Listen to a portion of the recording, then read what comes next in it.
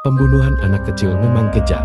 Namun apa jadinya bila pembunuhnya pun sama-sama anak kecil berusia 10 tahun?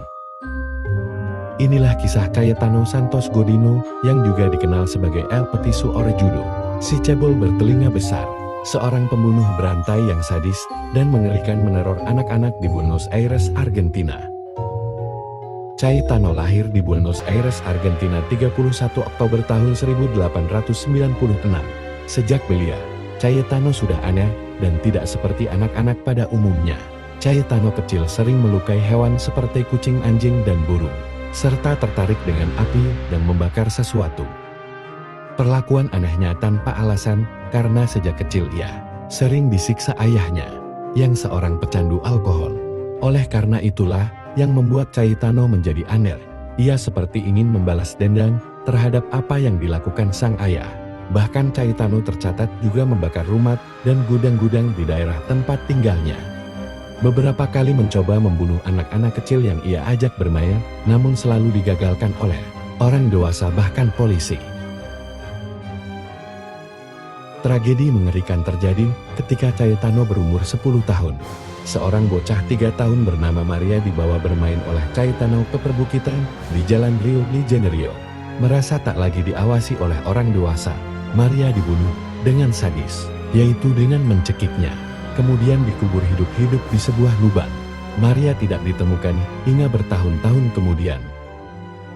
Dari catatan kriminal dari Cayetano pada umur 15 tahun, ia juga telah membunuh Arturo, anak berusia 13 tahun, dengan dipukul balok kayu, yang jasadnya ditemukan di sebuah rumah terbengkalai. 1,5 bulan kemudian, setelah kejadian tersebut, tanpa sebab Cayetano membakar gaun seorang bocah berumur 5 tahun, bernama Reina Vainikov, akhirnya meninggal dunia akibat luka bakar serius. Setiap perilaku biadab yang dilakukan Cayetano, ia selalu bisa kabur tanpa dicurigai, karena masih kecil dan tak masuk akal jika melakukan hal keji seperti itu.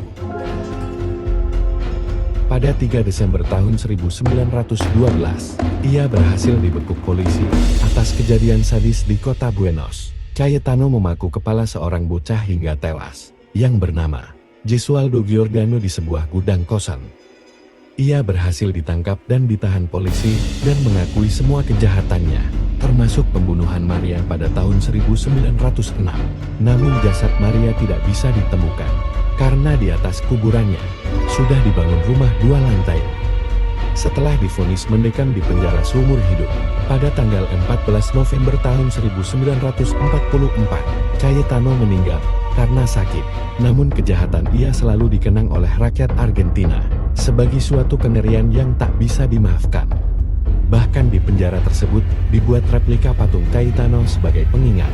Kejahatan bisa dilakukan oleh siapapun, walaupun anak kecil sekalipun. Terima kasih sudah menonton. Tunggu kisah menarik lainnya di part 2.